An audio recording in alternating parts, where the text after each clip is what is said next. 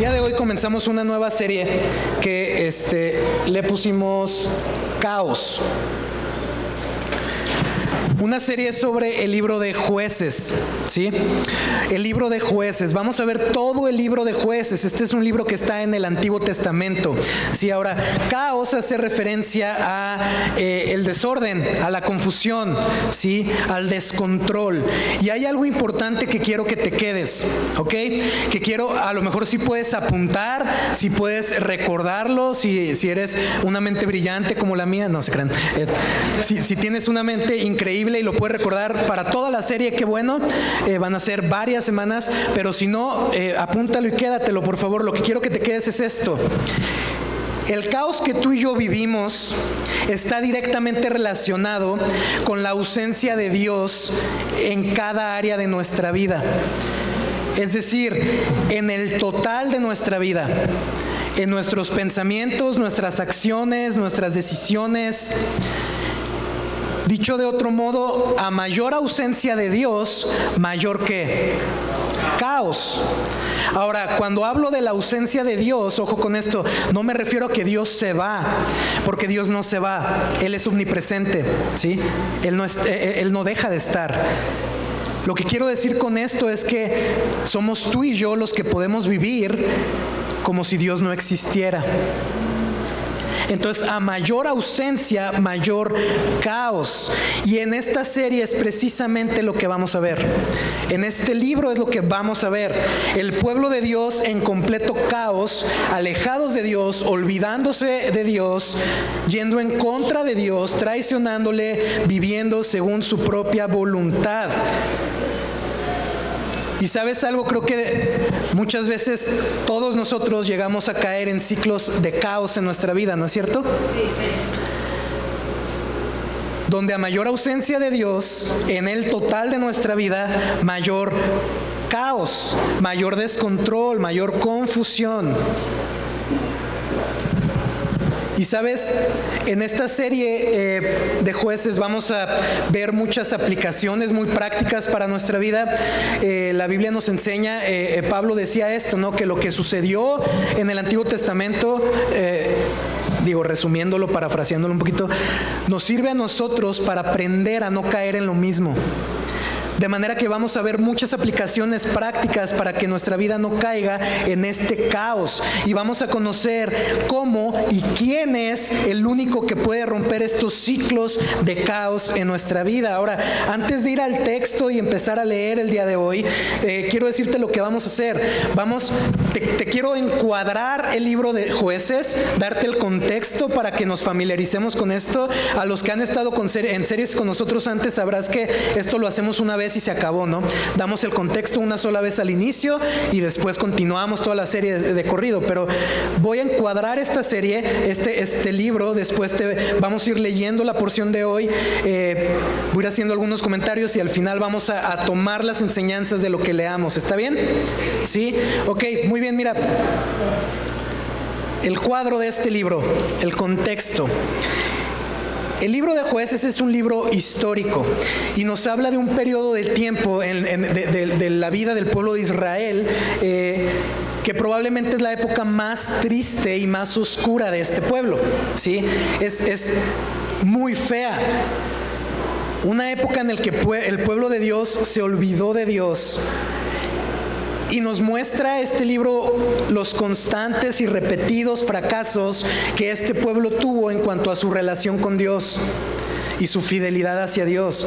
Fíjate cómo Tim Keller describe este libro. Tim Keller dice: este libro se trata de gente despreciable que hace cosas deplorables. Y luego también lo describe como cuentos perversos sobre personajes disfuncionales. ¿Alguien se identifica con alguna de estas descripciones en su relación con Dios? Yo sí. Escucha, cuentos perversos sobre personajes disfuncionales. ¿A poco no? Ahora, te decía, este libro es un libro histórico y este libro abarca alrededor de 400 años. Algunos agregan más, algunos agregan menos. 400 es un buen número, quedémonos con 400, de la historia de Israel. Este periodo comienza, o en el marco histórico, este periodo de jueces comienza cuando ellos llegan a la tierra prometida. Recordarás que salen de Egipto, caminan en el desierto, llegan a la tierra prometida. Cuando entran a la tierra prometida se dividen las tierras. Ahí empieza Jueces. Ahí empieza Jueces y se extiende hasta el primer rey de Israel, que fue Saúl. Entonces comienza aquí y se acaba acá. Este libro se le atribuye mayormente a Samuel. Samuel, él fue el que escribió este libro, o a quien se le atribuye, y hay datos para sacar estas conclusiones, pero ahí está. Ahora, mira, resumiendo la historia, porque a lo mejor no sabes nada de lo que te estoy hablando y estás con el ojo cuadrado. Está bien, mira. ¿Conoces la historia de Moisés y de que se abrió el mar y sacó al pueblo? ¿Has visto las caricaturas que pasan? Sí. Bueno. Dios sacó a su pueblo de Egipto, ¿sí? Con Moisés liderando este pueblo, pastoreando este pueblo. Los saca de Egipto, los lleva por el desierto, pasan años en el desierto con Moisés como líder y después llegan a la tierra prometida. Pero en esa tierra prometida, a la hora de entrar, solamente de la generación que sale de Egipto, solamente entra Josué y Caleb. Y nace una nueva generación en el desierto, entran a la tierra prometida. ¿Sí están conmigo? Sí. ¿O me estoy haciendo muchas bolas? No, va, muy bien. Entran a la tierra prometida y Josué muere.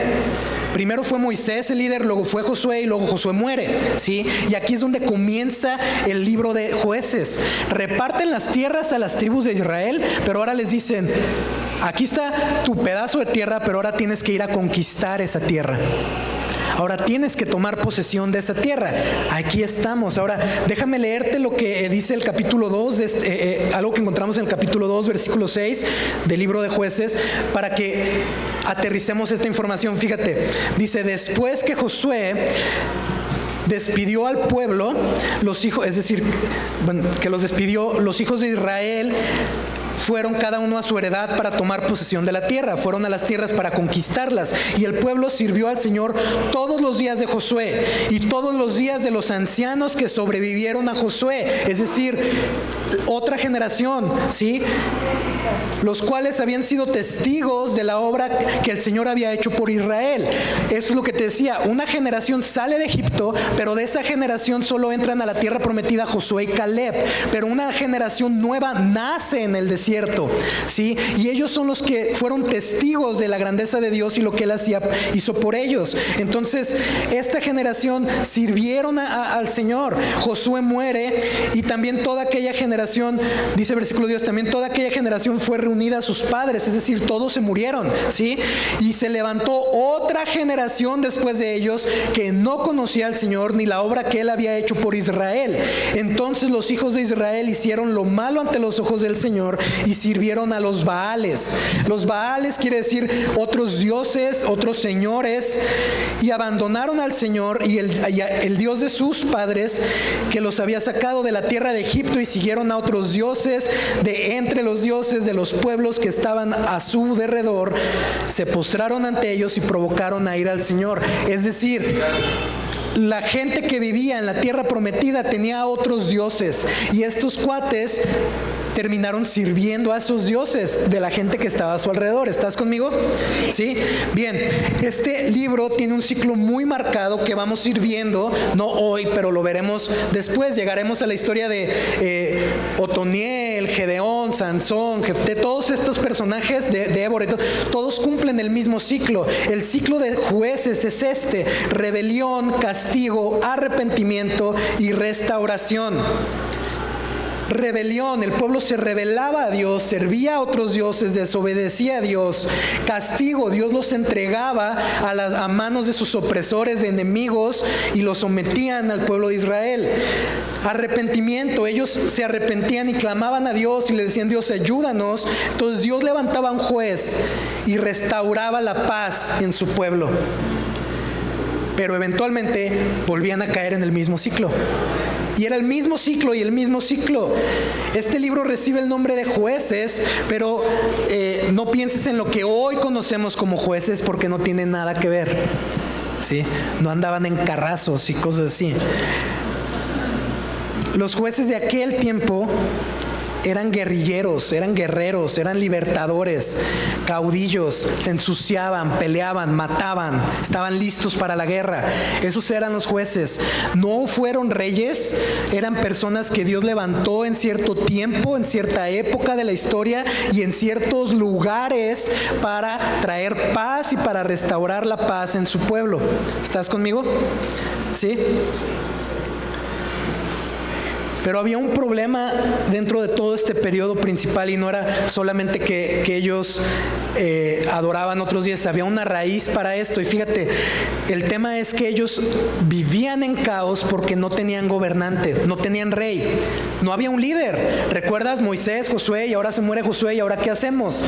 Y la cosa es esta, mira el último versículo de este libro, fíjate lo que dice. En esos días no había rey en Israel. Cada uno hacía lo que le parecía bien ante sus ojos. Es decir, cada uno hacía lo que se le pegaba la gana, ¿no es cierto? No había rey. Pero el tema no es que no hubiera rey nada más humano, sino que aún Dios, Jehová, no reinaba sobre ellos. No había rey. Así termina este libro de Jueces, un periodo de caos. Y vamos a ver estos constantes fracasos de este pueblo infiel, pero vamos a ver la inagotable gracia y fidelidad de Dios para este pueblo infiel. Vamos a encontrar pasajes, esto es como una advertencia, ¿no? Pasajes difíciles, de difícil digestión, que dices, ah, caray, ¿por qué eso está ahí, no? Pero te recuerdo que todo lo que está en la Escritura es para nuestra edificación y para que aprendamos eso.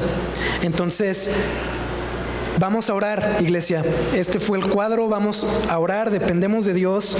Y yo de veras creo que con seguridad que su Espíritu nos va a hablar, nos va a confrontar, nos va a animar y nos va a guiar a las verdades que Él quiera mostrarnos. Te animo a que seas parte de esta serie. Creo que Dios va a hablar a nuestra vida, de veras. ¿Me acompañas a orar? Padre, gracias por este tiempo y gracias por tu palabra, Señor. Gracias por tu presencia con nosotros, Dios. Ponemos en tus manos, Padre, esta serie y este inicio de esta serie, Señor. Caos. Espíritu Santo, guíanos, ilumínanos, ayúdanos a entender, a escuchar. Llévanos al carácter de Cristo a través de lo que veamos en esta serie, Señor, y que para ti sea toda la gloria y toda la honra, Dios. Rétanos, confróntanos, anímanos, pero que lo que hablemos realmente dé fruto, Señor. Te lo pido en el nombre de Jesús. Amén. Amén. Muy bien, iglesia. Abre tu Biblia en el libro de Jueces, por favor, capítulo 1. Vamos a comenzar a leer. Mira, Jueces tiene dos prólogos, ¿sí? O dos introducciones. El día de hoy nos vamos a vamos a enfocarnos pues en la primera, ¿no? En el inicio. Esta primera introducción o prólogo habla de la conquista o el inicio de la conquista de estas tierras, su fracaso en esto y en lo que Dios les va a decir acerca de esto. ¿Sí? ¿Estás conmigo? Bien. Te pido, mira, van a estar poniendo acá los versículos, pero si tú traes tu Biblia, a lo mejor va a ser menos cansado que ahí estés, que estés leyendo acá, y va a ser mejor que estés con tu Biblia. Entonces, veme siguiendo, por favor. Si no, pues acá están. Después de la muerte de Josué, los israelitas consultaron al Señor, diciendo, ¿quién de nosotros subirá primero contra los cananeos para pelear contra ellos? Y el Señor respondió, Judá subirá primero, ya le he entregado el país en sus manos. Entonces Judá dijo a su hermano Simeón, sube conmigo al territorio que me ha tocado, para que peleemos contra los cananeos. Yo también iré contigo al territorio que te ha tocado. Y Simeón fue con él. Mira, Josué muere, y esto es importante, porque como te decía, Dios había estado liderando y guiando a su pueblo a través de líderes. Moisés, Josué, pero ahora ya no había ninguno. Y es que Dios siempre, y yo pienso, esta es mi opinión, Dios siempre quiso ser el rey sobre su pueblo, no que hubiera alguien más. Y ellos comienzan bien, ellos comienzan consultando al Señor, ¿no es cierto? Buen paso, ¿no? Buen primer paso. Claro que sí, consultan al Señor. En ese tiempo, a pesar que no había líder que hablara con Dios como Moisés o Josué, había sacerdotes ya. Y probablemente de esta manera consultaron al Señor.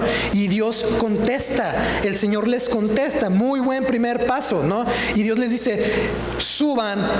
Que vaya y pelee Judá. Ahora, ellos consultan al Señor no para saber qué tienen que hacer, sino para saber cómo comenzar a hacerlo. Mira, Deuteronomio capítulo 7, escucha esto por favor, dice, porque aquí están las instrucciones de lo que ellos tenían que hacer al llegar a la tierra prometida. Deuteronomio capítulo 7 dice lo siguiente: cuando el Señor tu Dios te haya introducido en la tierra donde vas a entrar para poseerla y haya echado de delante de ti a muchas naciones, a los hititas, los gergeseos, los amorreos, los cananeos, los fereceos, los heveos y los jebuseos, 7 naciones más grandes y más poderosas que tú, cuando el Señor tu Dios los haya entregado delante de ti y los hayas derrotado, los destruirás por completo. Fíjate, los destruirás por completo. No harás alianzas con ellos, ni te apiadarás de ellos. Otras versiones dicen, no tendrás misericordia de ellos. No contraerás matrimonio con ellos. No darás tus hijas a sus hijos, ni tomarás sus hijas para tus hijos, porque ellos apartarán a tus hijos de seguirme para servir a otros dioses. Entonces la ira del Señor se encenderá contra ti y Él pronto te destruirá. Pero así harán ustedes con ellos: derribarán sus altares, destruirán sus pilares sagrados y cortarán sus imágenes de acera y quemarán a fuego a sus imágenes talladas. Es decir, los van a destruir a ellos y van a destruir todo de ellos: sus dioses, sus altares, sus imágenes. Tenían que quemarlo todo y destruirlo todo, no emparentarse con ellos, no mezclarse con ellos. Ahora, ojo, porque el Señor ya les había dicho que Él les iba a dar esta tierra, ¿recuerdas? ¿Sí? Cuando el Señor tu Dios te haya introducido 7 naciones más poderosas que tú, cuando el Señor tu Dios te los haya entregado delante de ti, los hayas derrotado. Y acá en Jueces lo que leemos es que dice, haya entregado el país en sus manos. Él ya les había dicho que ya se los había dado, teniendo una victoria anunciada. Estos cuates no preguntan a Dios qué hacer, sino cómo hacerlo. ¿Quién sube primero? Sube Judá. Y Judá va con Simeón y le dice, oye hermano, échame la mano, ¿no? Hazme el paro. Vamos a pelear contra ellos y luego yo te ayudo a pelear contra tu territorio, a ganar tu territorio. Vamos. Judá subió, versículo 4, y el Señor entregó en sus manos a los cananeos y a los fereceos y derrotaron a 10,000 hombres en Besec. Hallaron a Adón y Besec en Besec. Adón y Besec significa el rey de Besec o el señor de Besec. Claro que estaba en Besec. Hallaron a Adón y Besec en Besec y pelearon contra él y derrotaron a los cananeos y a los fereceos. Adón y Besec huyó, pero lo persiguieron, lo prendieron y le cortaron los pulgares de las manos y los pies. ¿Te imaginas esto? No creo que haya sido un procedimiento quirúrgico detallado, ¿ah? Con anestesia y toda la cosa, antiséptico y todo. Machete, ¿no? Véngase para acá. ¡Pah! ¡Pah! Ahora, ¿por qué hacer esto? Bueno, esto era algo humillante, sobre todo para alguien que tenía un tan alto nivel como un rey, como el señor de Besec. Porque si le cortan los pulgares, lo inhabilitaban para pelear, para la guerra, para defenderse, para tomar espada. Pues cálale, ¿no? Y si le cortan los de los pies, lo inhabilitaban para correr, para su equilibrio, para huir. lo dejan totalmente humillado y sometido. Ahora Adoni-Bezek dice: 70 reyes con los pulgares de sus manos y de sus pies cortados recogían migajas debajo de mi mesa. Como yo he hecho, así me ha pagado Dios. Lo llevaron a Jerusalén y ahí murió. Bueno, es interesante de esto que Adoni-Bezek menciona que así como él hizo, así Dios le pagó. Sin embargo, Adoni-Bezek no está reconociendo al Dios de Israel. Él no conocía a Jehová. No lo conocía. Él no está diciendo: su Dios de Israel me ha pagado así. Él conocía otros dioses. Y es que los cananeos, iglesia, hablar de los cananeos es hablar de cualquier persona que vivía en esa tierra antes que no fuera del pueblo de Dios. Así de fácil, ¿está bien? ¿Sí? Bueno, los cananeos tenían diferentes dioses, tenían diferentes deidades, ellos eran politeístas. Y llega el pueblo de Dios a la tierra de Israel y se encuentra con un montón de bárbaros, con un montón de dioses. Y los tenía que echar y quemarle sus dioses. Pero bueno, estaba Baal, que Baal es el Señor, no era como el wow. Pero además de Baal estaba Anat, Asera y Astarot, eran diosas. Y básicamente estos dioses lo que prometían y lo que entregaban a la gente, bueno, no entregaban, pero lo que ofrecían a la gente era sexo, poder, riquezas, prosperidad. De esto se trataba: guerra, ganar y demás. Y la manera en que le rindían culto a estos dioses era a través de orgías en los templos. Las sacerdotisas de estas diosas se prostituían en los templos para darle culto a estos dioses. Sacrificaban animales, sacrificaban algunos historiadores, comentaristas hablan que sacrificios humanos también, que entregaban a sus hijos para rendir culto a estos dioses. Los cananeos eran conocidos por su inmoralidad y los actos repugnantes que hacían por sus deidades. ¿Y sabes algo, iglesia? Estos dioses siguen el día de hoy. ¿No es cierto? Con otro nombre, pero siguen el día de hoy.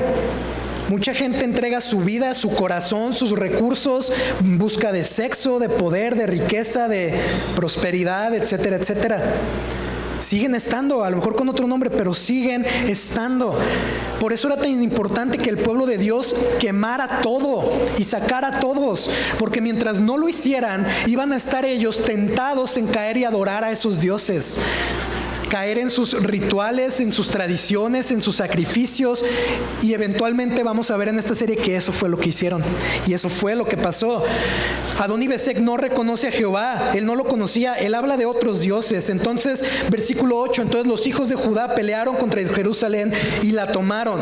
Fíjate, ya empieza la conquista, pelean, la toman, pasaron a filo de espada a sus habitantes y prendieron fuego a la ciudad. Después los hijos de Judá descendieron a pelear contra los cananeos que vivían en la región montañosa, en el Negev y en las tierras bajas. Y Judá marchó contra los cananeos que habitaban en Hebrón. El nombre de Hebrón antes era Kirat Arba, e hirieron a Sesai, a Imán y a Talmai. Desde allí Judá fue contra los habitantes de Debir. El nombre de Debir antes era Kiriat Sefer. Entonces Caleb, ¿te acuerdas? Caleb, el que salió de Egipto y entró a la tierra prometida. Bueno, ahí está Caleb. Caleb dijo: al que ataque a Kiriat Sefer y la tome, yo le daré a mi hija Axa por mujer. Saquen ficha, no es grande. Y Otoniel, hijo de Kenaz, hermano menor de Caleb, tomó la ciudad y Caleb le dio a su hija Axa por mujer. Y cuando ella llegó, Otoniel la persuadió a que le pidiera un campo a su padre. Ella entonces se bajó del asno y Caleb le dijo, su papá le dice, ¿qué quieres? Me encanta, ¿verdad? Qué buena manera de hablarle a tu hija. ¿Qué quieres? Dame una bendición, le dijo ella. Ya que me has dado la tierra del Negev, dame también fuentes de agua. Y Caleb le dio las fuentes de arriba y las fuentes de abajo, le dio manantiales. Sí, esto nos habla que ellos planeaban asentarse ahí. Ellos conquistaron tuvieron la bendición de su tierra, vivieron bien.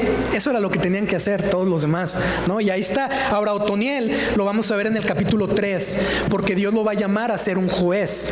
Y lo vamos a ver en acción, ¿sí? Pero me encanta que Caleb está buscando un hombre no fuerte, sino a un hombre de fe. A un hombre de fe. Y ahí está Otoniel. Ahora versículo 16 dice: los descendientes del Kenita, suegro de Moisés, subieron de la ciudad de las palmeras. Esta ciudad es Jericó. Estamos hablando todavía del sur de Israel, para que lo pongas ahí como en tu mente. Está en el sur. Jericó con los hijos de Judá al desierto de Judá, que está al sur de Arad, y fueron y habitaron con el pueblo. Entonces Judá fue con Simeón su hermano, ahora le va a ayudar, ¿no? Y derrotaron a los cananeos que vivían en Cefat y la destruyeron por completo. Por eso pusieron por nombre a la ciudad Orma. Y Judá tomó Gaza con su territorio, y Ascalón con su territorio, y Ecrón con su territorio. Versículo 19: el Señor estaba con Judá, que tomó posesión de la región montañosa. Aquí vamos bien, ¿no? Van ganando, están haciendo las cosas bien. ¿Sí o no? Están derrotando, están conquistando, están destruyendo, van bien. Y el Señor estaba con ellos. Hasta aquí hemos visto que ellos consultan, Dios responde, Dios les promete y les dice: les he dado esta tierra, ahí está. Pero también su fidelidad, porque Él estaba con ellos, Él iba con ellos, Él estaba siendo fiel a su palabra, ¿no es cierto? Claro que sí, estaba cumpliendo, pero de aquí para adelante se va todo para abajo. Fíjate. Pero Judá no pudo expulsar a los habitantes del valle, porque estos tenían carros de hierro, es decir, tanques de guerra, ¿no? Dice, no pudo expulsarlos. Y yo pregunto, ¿no pudieron? Porque Dios les había dicho que estaba con ellos. Se les olvidó que el Señor estaba con ellos, que Él ya les había dicho: ya te he dado esa tierra, ve y pelea. No importa lo que te encuentres, ve y haz de frente. Se les olvidó que Él estaba con ellos, que ellos tenían que confiar y obedecer. Híjole, un tanque de guerra, Dios, no inventes. Venimos del desierto, traemos machetes y resorteras, y tú nos pones un tanque de hierro. Pues no. Pero Dios ya los había dado la victoria y ya les había dicho que les había dado esa tierra. Pero vieron un enemigo más imponente y creyeron que no iban a poder. Y no expulsaron a los habitantes. Fracaso. Este fracaso no fue un tema de recursos, fue un tema de fe. ¿Te das cuenta? ¿Sí estás conmigo aquí? Entonces, versículo 20, dieron Hebrón a Caleb, como Moisés había prometido, y él expulsó de allí a los 3 hijos de Anac. Pero los hijos de Benjamín no expulsaron a los jebuseos que vivían en Jerusalén. Así que los jebuseos han vivido con los benjamitas en Jerusalén hasta el día de hoy. Esto no es hasta el día de hoy, eso fue hasta el día en el que esto se escribió, ¿sí? Porque los jebuseos fueron sacados de las tierras cuando bajo el rey David. David los echó. Hasta antes de David seguían viviendo ahí. No expulsaron. Esto es otro fracaso de Benjamín, ¿no es cierto? ¿Te acuerdas lo que Dios les había dicho? Sáquenlos, destruyanlos, quémenlo todo, no los dejen, no hagan alianzas, no hagan pactos, no tengan misericordia. Bueno, no lo hicieron. Versículo 22, de igual manera la casa de José subió contra Betel. La casa de José va a representar las tribus del norte de Israel, ¿ok? Y dice, aquí ya empieza la conquista que comenzó acá en Jericó y fueron subiendo, ya empieza a irse hacia arriba, ¿no? Y dice, Josué subió contra Betel y el Señor estaba con ellos. El Señor estaba con ellos, ¿sí? ¿Estás aquí? Y la casa de José envió espías a Betel. El nombre de la ciudad antes era Luz. Y los espías vieron a un hombre que salía de la ciudad y le dijeron: te rogamos que nos muestres la entrada de la ciudad y te trataremos ¿con qué? Con misericordia. Él les mostró la entrada de la ciudad e hirieron la ciudad a filo de espada, pero dejaron ir al hombre y a toda su familia. Y el hombre fue a la tierra de los hititas y edificó una ciudad a la que llamó Luz. Y este es su nombre hasta hoy. El Señor estaba con ellos, ¿sí o no? Pero aún así ellos mandan espías a esta ciudad Luz encuentran a un cuate y le dicen, dime dónde está la entrada. Ahora, esto no era la puerta evidente, ¿no? O sea, claro que la ciudad tenía una puerta evidente que todo el mundo conocía y la puerta era una, ¿no? Estos cuates lo que estaban buscando era la otra información para venir por otro lado, llegarles por otro lado, entrar a la ciudad y matar a todos y no entrar por la entrada principal. Y tú me das esta información y yo te perdono la vida. A ti y a tu familia, y te dejo y tengo misericordia de ti. Esto es, pues te vas tú, tus cosas y tus dioses. Y este cuate destruyen la ciudad, lo perdonan, se va con su familia, con su familia, su gente. ¿Y qué hace? Bueno, le destruyen su ciudad, pues él va y planta la misma ciudad en otro lado. Otro fracaso, ¿no es cierto? No tengan misericordia de ellos. Oye, te ofrecemos misericordia. No hagas alianzas, tú me das, yo te doy. Otro fracaso. Ellos no necesitaban hacer esto. Dios estaba con ellos. No tenían que buscar otra entrada. ¿Te das cuenta? Pues bueno, ellos quisieron una mejor estrategia, ¿no? Un plan B, un sentido común. Pues, ¿qué te parece si los sorprendemos? Bueno, ahí está, ¿no? Versículo 27, pero Manasés no tomó posesión de Bet-Seán y sus aldeas, ni de Tanak y sus aldeas, ni de los habitantes de Dor y sus aldeas, ni de los habitantes de Ibleam y sus aldeas, ni de los habitantes de Megiddo y sus aldeas, porque los cananeos persistían en habitar en aquella tierra. Yo agregaría, Manasés no hizo nada. Pero cuando Israel se hizo fuerte, fíjate bien, primero dijo, Manasés no tomó posesión, y luego dice, pero cuando Israel, las tribus se hicieron fuertes, sometieron a los cananeos a trabajos forzados. Escucha esto, trabajos forzados, aunque no los expulsaron totalmente. El tema de no expulsarlos totalmente es, pues no les hicieron nada y los dejaron ahí con todo y sus dioses. Ahorita voy a hablar de los trabajos forzados, pero escucha versículo 29. Tampoco Efraín expulsó a los cananeos que habitaban en Geser, y los cananeos habitaron en medio de ellos en Geser. O sea, ellos, los cananeos, en medio del pueblo de Israel. Zabulón no expulsó a los habitantes de Quitrón ni a los habitantes de Nalal. De manera que los cananeos habitaron en medio de ellos, aunque fueron sometidos a trabajos forzados. O sea, vamos a vivir juntos, a habitar juntos, pero trabajas para mí. O sea, qué gusto, ¿no? ¿Tiene sentido o no tiene sentido? No tiene nada de sentido, ¿te das cuenta? Te voy a someter, pero vive conmigo. Versículo 31. Aser no expulsó a los habitantes de Aco, ni a los habitantes de Sidón, ni de Alab, ni de Aksib, ni de Elba, ni de Afec, ni de Rehob.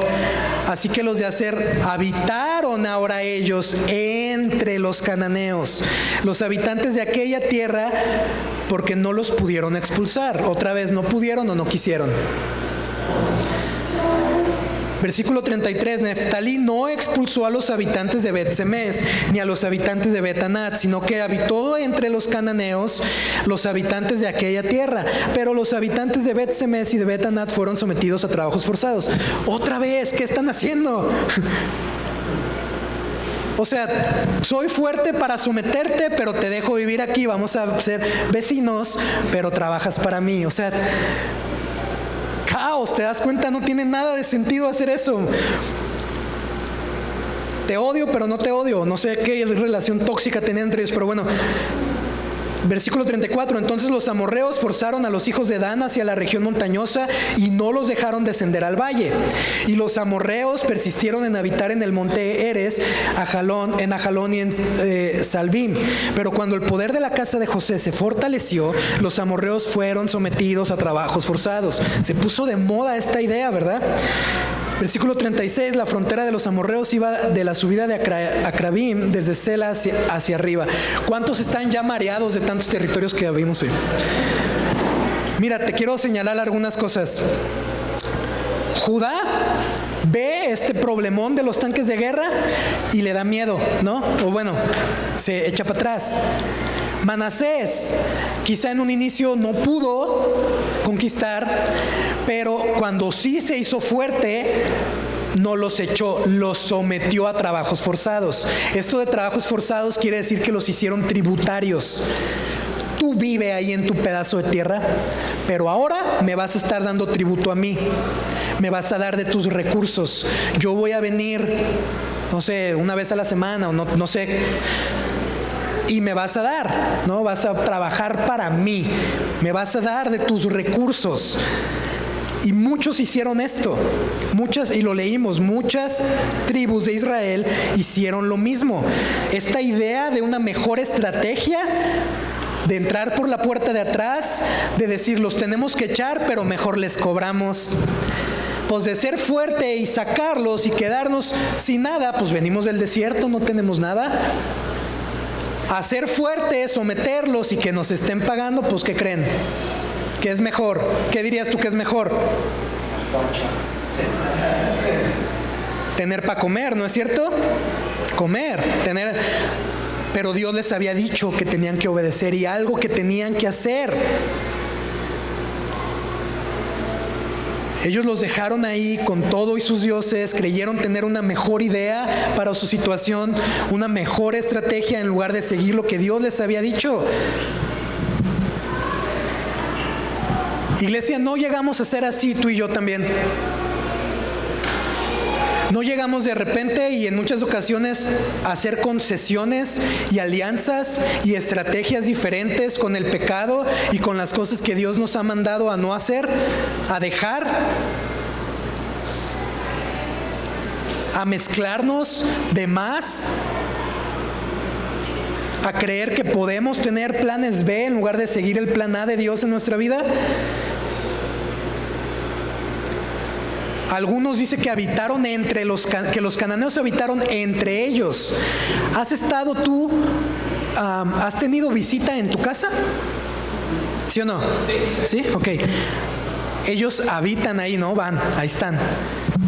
Pero otra cosa es cuando dice que el pueblo de Israel habitó entre ellos. Ahora tú estás de visita en otra casa. Cambia, ¿no? ¿Sí o no? ¿Sí están aquí conmigo? Sí. Y esta era la dinámica. Fracasaron, se mezclaron con ellos, con sus dioses, con su gente. Eventualmente iba a ser como de que, ¿ya viste a la vecina, hijo?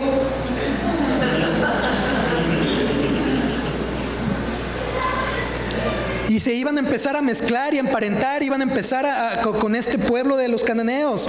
¿Te das cuenta de la picada que tuvieron? Todos fracasaron en lo que Dios les había pedido. Comienzan bien, consultan al Señor, comienzan a conquistar, les da batallas, ganan territorios, pero en algún momento se topan con un problemón, los tanques de hierro, y entonces se les olvida quién es Dios y hacen lo que se les pega la gana. Y comienzan a hacer sus propios planes, sus propias estrategias, a hacer alianzas con ellos, a tener misericordia de ellos y a no destruir a sus dioses. Y lo que comienza como una conquista termina en una amistad y en una alianza con lo que ellos tenían que destruir. Porque ellos creyeron que tenían una mejor idea, una mejor estrategia. Su lógica, su sentido común los llevó directo al fracaso. Pero Dios tenía algo que decirles de todo esto. Vamos a leer capítulo 2, versículo 1. Dice: el ángel del Señor subió de Gilgal a Boquim y dijo a los israelitas. El ángel del Señor, iglesia, es Cristo, ¿sí? No puedo abundar en esto por tiempo, pero es Cristo. Esto es una cristofanía, es Jesús. Y Jesús ahí le dice a los israelitas: yo los saqué a ustedes de Egipto y los conduje a la tierra que había prometido a sus padres, y les dije: jamás quebrantaré mi pacto con ustedes. Jesús les recuerda: los saqué de Egipto, es decir, yo soy su Salvador, yo soy quien les dio libertad, yo soy su libertador. Y les dice: y yo he sido fiel a mi pacto que hice con ustedes. Les dije de una tierra, los traje a una tierra. el pacto con Abraham también. Y bueno, hay más historia detrás, pero Jesús les está diciendo, yo soy su Salvador, recuérdense, yo los liberé de Egipto. Y ¿sabes algo? No nomás en este libro de Jueces, en toda la Escritura, Jesús es el único Salvador. Él es el único libertador. Yo los he rescatado, yo he sido fiel con ustedes. Pero también Jesús dijo, y en cuanto a ustedes, no harán pacto con los habitantes de esta tierra, sus altares derribarán, pero no me han obedecido. ¿Qué es esto que han hecho? Ustedes me desobedecieron. Punto final. Punto final. ¿Qué le iban a decir? ¿Qué le iban a contestar a Jesús? Los carros cerrados, Señor. ¿Qué no viste los carros cerrados? ¿No viste que veníamos del desierto y pues mejor que me nos dieran a sacarlos? Pues poquito sentido común, échanos la mano, ¿no? Que nos sean de bendición. Dios no ve esto, Dios no ve esos pretextos. Dios dice, me desobedecieron. Punto final. Iglesia, pregunta, ¿la obediencia se trata de un asunto de poder o de querer? De querer. La obediencia tiene que ver, se trata con nuestra voluntad, no con las circunstancias. Porque sabes, Dios no te va a poner, Dios nunca te va a poner en una situación. Escúchame, por favor, tengo tu atención acá. Dios no te va a poner en una situación donde no le puedas obedecer. Pero sí vas a estar todo el tiempo en situaciones donde vas a tener que decidir si le obedeces o no. ¿Tiene sentido? ¿Estás aquí? De manera que este pueblo no es que no haya podido hacerlo, es que no quisieron hacerlo. Y Jesús dice, me desobedecieron. ¿Qué han hecho? Por lo cual también dije, no los echaré de delante de ustedes. Dije, pasado, no los echaré delante de ustedes, sino que serán como espinas en su costado y sus dioses les serán lazo para ustedes. ¿Dios había sido fiel con ellos, sí o no? Sí, y Dios iba a seguir siendo fiel en su palabra y lo que Él ya les había dicho. Él ya les había dicho esto, lo encuentras en Números capítulo 33. Cuando llegan a la tierra prometida, cuando están por entrar a la tierra prometida, Dios les había dicho, sáquenlos, quémenlos, no hagan alianzas, porque si lo hacen, van a ser espinas en sus costados. Un lazo para su vida. La idea de esto, del lazo, va a ser algo que los va a amarrar, va a ser una trampa, un tropezadero para ustedes. Van a estar cayendo y les van a hacer la vida miserable, les va a doler todo el tiempo dejar a estos dioses ahí. No lo hagan, sáquenlos, porque de otra manera no van a poder ser fieles a mí. Va a haber tentación de otros dioses, trampas, van a caer, ¿Tiene sentido? Sí. Estos que buscaban el sexo, el poder, las riquezas, que sacrificaban, que entregaban a sus hijos, en algún momento les iban a llenar más el ojo a este pueblo que Dios mismo. Y esto fue lo que pasó, lo vamos a ver después. Dios ya les había dicho y ya les había dicho, si no lo hacen, va a hacer esto con ustedes. Y Dios les dice, no los voy a echar. Me desobedecieron, pues ahora se aguantan y viven con las consecuencias. No necesitaba Dios castigarlos de otra manera. No necesitaba Dios matarlos a todos, abrir la tierra, que se los tragara. No, van a hacerse cargo de su pecado. Cuando el ángel del Señor habló estas palabras a todos los israelitas, el pueblo alzó su voz. ¿Y qué hizo? Lloró. Y llamaron a aquel lugar Boquim, y ahí ofrecieron sacrificio al Señor.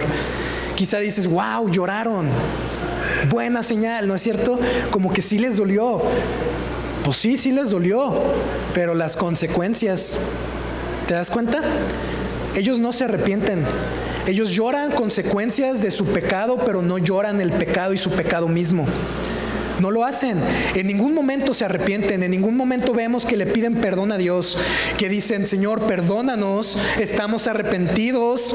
En ningún momento cambian su mentalidad y van y corren a esa gente y sacan a sus dioses. En ningún momento lo hicieron.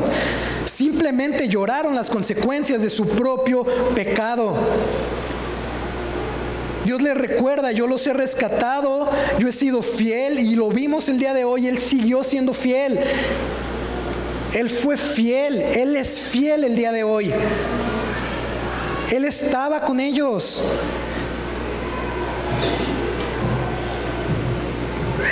Pero ellos le desobedecieron. Hicieron pactos, alianzas, no sacaron a la gente, y les dice: ¿qué es esto que han hecho? ¿Qué es esto que han hecho?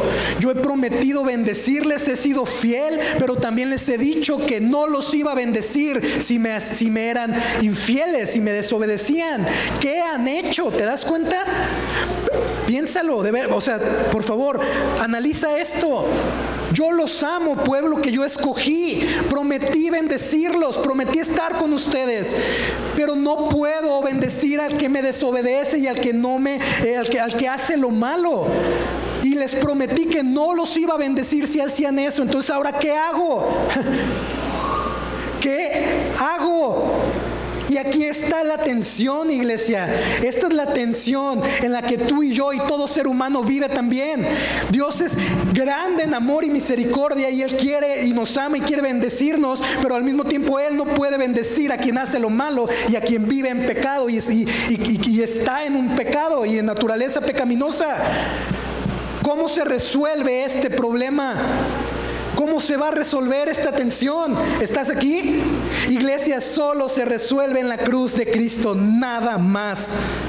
Es en Jesucristo donde el amor de Dios y la justicia de Dios se unen.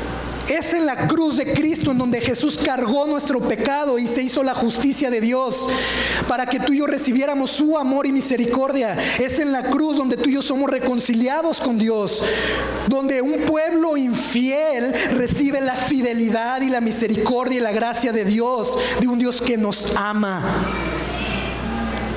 Es en Cristo. Él es nuestro libertador. Él es el juez. Es aquel que Dios envió para salvar a un pueblo infiel.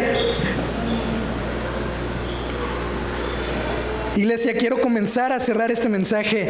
¿Cómo aterrizamos toda esta información? ¿Cómo aprendemos a no caer en este caos? 3 puntos. Punto número 1. Consulta al Señor y apóyate en otros. Recuerda, ellos comenzaron bien, consultaron al Señor. Ellos tenían un poco de la ley, tenían unos rollos nada más de las escrituras en la ley, pero tú y yo tenemos la Biblia completa. Consulta al Señor, lee su palabra, ora, ten una relación personal con Él, ¿sí? Consulta a Él tus decisiones, tus planes, cada área de tu vida. Persigue su voluntad, no la tuya. Pero también acuérdate cómo Judá le pidió ayuda a Simeón. Alguien comenta, algún comentarista comenta que esto fue el primer error de Israel, porque Dios les dijo: sube Judá, pero Judá fue con Simeón y le dice: ayúdame, ¿no? Pero hay otro comentarista que se llama Matthew Henry, que él habla de esta porción, y me encanta cómo lo pone, porque él dice que esto es un reflejo de una ayuda fraternal. Y sabes algo, tú y yo nos necesitamos en nuestras batallas. Consulta a Dios, pero apóyate en otros. Confía en otros. Abre tu corazón, no a todos, pero sí a alguien que pueda ayudarte, que pueda orar por ti, que pueda acompañarte, que pueda animarte. Y tú también en algún momento apoyarás a alguien más.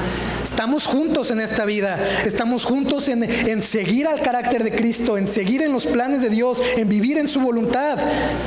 Consulta a Dios y apóyate en otros. Punto número 2, sé radical. Sé radical. Mira, Romanos capítulo 12, versículo 2 nos dice: no se amolden al mundo actual. Esto es Nuevo Testamento. No se amolden al mundo actual, sino sean transformados mediante la renovación de su mente. Iglesia, tú y yo vivimos en un mundo lleno de dioses, ¿sí o no? En un mundo lleno de dioses. Y a lo mejor dices: no, yo no adoro a nadie, yo no adoro a nada. Sí, lo hacemos. Todo aquello que tiene tu afecto, todo aquello que tiene tu corazón, todo aquello que tiene tu fidelidad, será tu Dios, será tu ídolo. Donde está tu fidelidad, ahí va a estar tu adoración. ¿Y sabes algo? La Biblia dice, donde está tu tesoro, ahí está tu corazón. La idolatría en esencia es tomar algo de la creación y depositar en ella tu identidad, tu seguridad, tu felicidad, tu estabilidad. Y cuando no lo tienes, cuando lo pierdes, se te acaba el mundo, ¿sí? Se te acaba el mundo, y esto puede ser tu reputación, tu trabajo, tu familia, tus hijos, tu esposo, tu esposa, tu matrimonio, la idealización del amor, que hoy en día está, la idealización de tener una pareja y cómo idealizamos el amor y el sexo, lo material, tu carrera, tu fama. Todo esto y más se convierten en ídolos en nuestra vida. Iglesia, Dios quiere ser el dueño de nuestro corazón completamente, no a medias.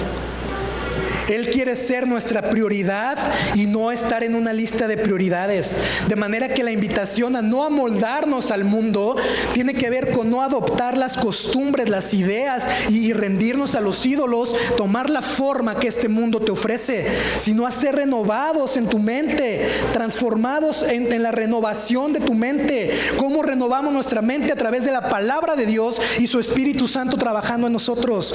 Él nos transforma hacia el carácter de Cristo. Es por medio del Evangelio, de dar nuestra vida a Cristo, de entregarle nuestra vida a Jesús, que todos podemos comenzar a tener relaciones correctas con lo creado y con el Creador. Pero solo es a través de Jesucristo. Yo te animo a que seas radical en esto. Quémalo todo. Destruye las cosas. Escúchame, destrúyelo. No hagas concesiones.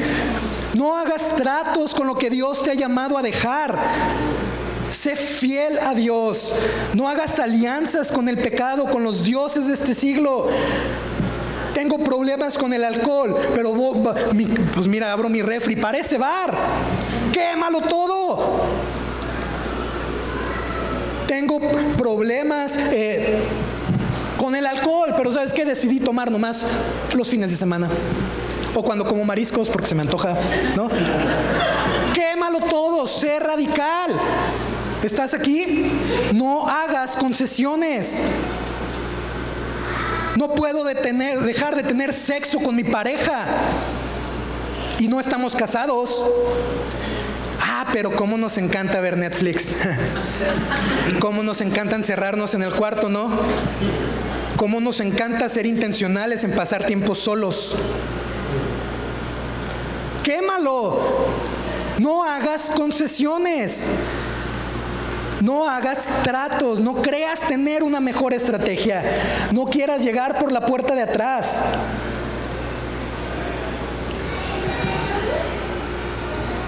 Porque si lo haces y no los dejas, van a ser espinas en tu costado y un lazo para tu vida. Un tropezadero constante en tu vida.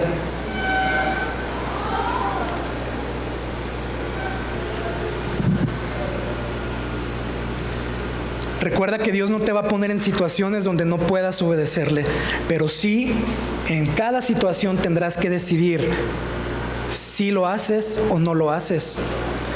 Ahora, el extremo es pues hacer tratos y concesiones y no pasa nada, ¿no? Y luego el otro extremo está los radicales, ¿no? Pero de mala manera. Te encierras en una burbuja cristiana y no me contamino con el mundo y esto es del mundo y que no sé qué del mundo. Y la Biblia nos enseña que vivimos en este mundo, pero no somos de este mundo. Y Jesús, cuando ora por sus discípulos, dice: Señor, yo te pido, Padre, te ruego, más bien le dice: Padre, no te ruego que los saques del mundo, que los protejas del maligno. Tú y yo estamos aquí rodeados de dioses, rodeados de gente que idolatra a otros dioses, ¿no es cierto? Pero Jesús nos ha llamado a ser sal y luz en medio de esto. Y la sal no sirve de nada si no es en lo insípido. Y la luz no sirve de nada si no es en la oscuridad. No te encierres en una burbuja cristiana. No se trata de eso. Se trata de vivir para la gloria de Dios y ser luz y sal en este mundo. Y punto número 3. Recuerda quién es Dios y quién eres tú. Ellos se alejaron de Dios de Dios y se olvidaron de quién era Dios, quiénes eran ellos. Dios les había dicho cuando hace su pacto con la ley, les dijo: ustedes, yo seré su Dios y ustedes serán mi pueblo. Y de entre todas las naciones serán mi especial tesoro. Y ellos se olvidaron del poder de Dios y se olvidaron de quiénes eran ellos para Dios. Y comenzaron a dudar, ¿sí? Comenzaron a dudar y se olvidaron de esto. Perdieron la perspectiva de que Dios estaba con ellos, de las promesas de Dios para con ellos. Y perdieron todo esto cuando llegan y se enfrentan a un problemón como el tanque de guerra. Se olvidan de esto cuando comienzan a hacer estas alianzas y estas estrategias y estas nuevas maneras de actuar y según su voluntad. Se les olvidó. Iglesia, fíjate lo que el apóstol Pedro dice que somos. Si tú entregas tu vida a Cristo, eres adoptado por Dios. Y ahora esto es lo que somos: una nación santa. Es decir, apartada, separada, consagrada para Dios, para vivir para Él. Y dice también: pueblo adquirido por Dios. ¿Adquirido cómo?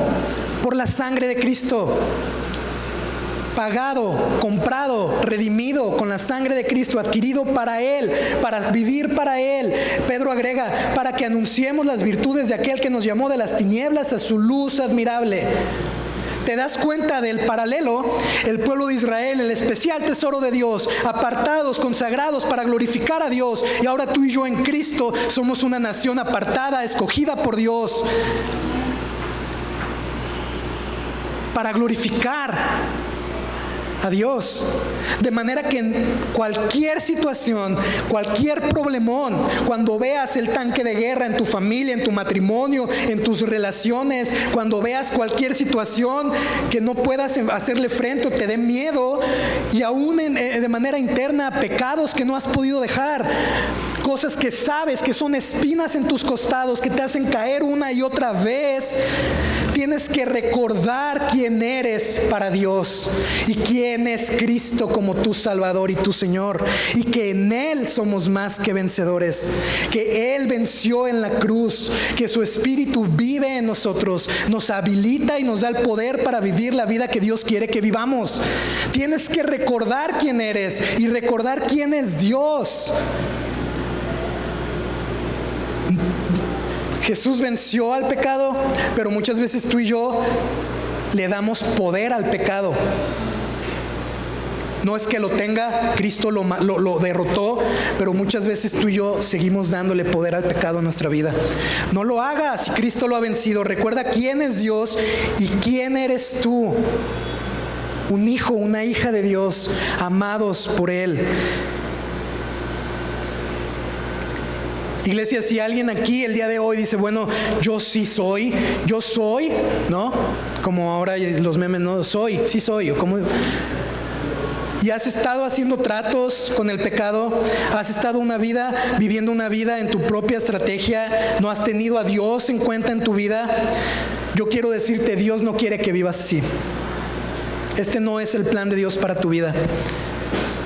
Tienes que decidir en dónde está tu fidelidad. Jesús dijo: conocerán la verdad y la verdad les hará libre. Jesucristo dijo: yo he venido para que tengan vida y la tengan en abundancia. De manera que si tú estás ahí, ve a Jesús. En Él hay libertad, en Él hay perdón de pecados, en Él hay vida eterna, en Él hay una nueva vida y un nuevo propósito para ti. Ve a Cristo, ríndete, entrégale tu vida, pon tu vida en la cruz, a los pies de la cruz. Todas esas espinas, todos esos lazos, entrégaselos, quémalos y déjalos. En Jesús hay nuevos comienzos. Hay nuevos comienzos. Él es fiel para perdonarnos y tú puedes venir a Él y entregarle eso y comenzar una nueva relación con Él otra vez, de nuevo en tu relación con Él. en gracia, en amor, en libertad. Entrégale tu vida a Cristo, cambia tu mentalidad. No llores las consecuencias, cambia tu mentalidad, cambia el rumbo de tu vida. Eso es el arrepentimiento. No llorar y seguir habitando con los dioses, sino cambiar el rumbo. Pide perdón a Dios, Él es fiel y bueno para perdonar. Y sigue adelante para glorificar a Dios. Él es nuestro Salvador, Jesucristo es nuestro libertador, Él es la justicia y la gracia de Dios. Solo en Él hay libertad. Termino. Hay caos cuando desobedecemos a Dios, cuando funcionamos bajo nuestra propia voluntad, cuando olvidamos quién es Dios y quiénes somos nosotros. Recordemos quién es Él, recordemos su fidelidad, su justicia y amor mostradas en la cruz. Jesús es el único que trae la justicia y el amor de Dios para nosotros. Él es nuestro libertador y nuestro juez. Seamos radicales en vivir para Él, quememos los ídolos en nuestra vida, sirvamos y adoremos únicamente a nuestro Señor.